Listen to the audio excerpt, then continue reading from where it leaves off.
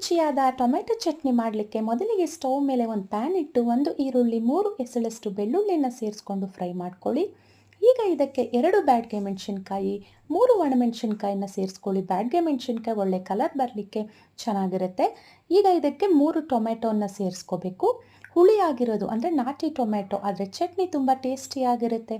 Tomato ಹಾಕಿದ ನಂತರ ಒಂದ್ಸರಿ ಮಿಕ್ಸ್ ಮಾಡಿಕೊಂಡು ರುಚಿಗೆ ತಕ್ಕಷ್ಟು ಉಪ್ಪನ್ನು ಹಾಕ್ಕೊಂಡ್ರೆ, ಉಪ್ಪು ಹಾಕೋದ್ರಿಂದ ಟೊಮೆಟೊ ಅನ್ನೋದು ನಮಗೆ ಬೇಗ ಸಾಫ್ಟ್ ಆಗುತ್ತೆ. ಈಗ ಲಿಡ್ ಕ್ಲೋಸ್ ಮಾಡಿ ಒಂದು 3ರಿಂದ 4 ನಿಮಿಷ ಮೀಡಿಯಮ್ ಫ್ಲೇಮಲ್ಲಿ ಇದನ್ನು ಕುಕ್ ಮಾಡಿಕೊಂಡ್ರೆ, ಈಗ ನೋಡಿ ಫ್ರೆಂಡ್ಸ್ ಸಾಫ್ಟ್ ಆಗಿದೆ. ಈಗ ಸ್ವಲ್ಪ ಕೊತ್ತಂಬರಿ ಸೊಪ್ಪು ಹಾಕೋಣ, ಹೆಚ್ಚಿಗೆ ಬೇಡ, ಚಟ್ನಿ ಗ್ರೀನ್ ಬರುತ್ತೆ. ಸೊ ಹಾಗಾಗಿ ಈಗ ಆ ಮಿಕ್ಸ್ ಎಲ್ಲ ಸ್ವಲ್ಪ ತಣ್ಣಗಾದ್ಮೇಲೆ ಈ ರೀತಿಯಾಗಿ ಮಿಕ್ಸಿ ಜಾರ್ಗೆ ಸೇರಿಸ್ಕೊಂಡು ಗ್ರೈಂಡ್ ಮಾಡ್ಕೊಳ್ಳೋಣ. ಗ್ರೈಂಡ್ ಆಗಿರೋ ಚಟ್ನಿನ ಒಂದು ಬಟ್ಲಿಗೆ ತಗೊಳ್ಳೋಣ. ಎಷ್ಟು ಕಲರ್ ಚೆನ್ನಾಗಿದೆ ಅಲ್ವಾ? ಈಗ ಇದಕ್ಕೆ ಒಂದು ಸಣ್ಣ ಒಗ್ಗರಣೆ ಕೊಟ್ಟರೆ ರುಚಿಯಾದ ಟೊಮ್ಯಾಟೊ ಚಟ್ನಿ ರೆಡಿ. ಇಡ್ಲಿ, ದೋಸೆ, ಹೊಟ್ಟೆಗೆ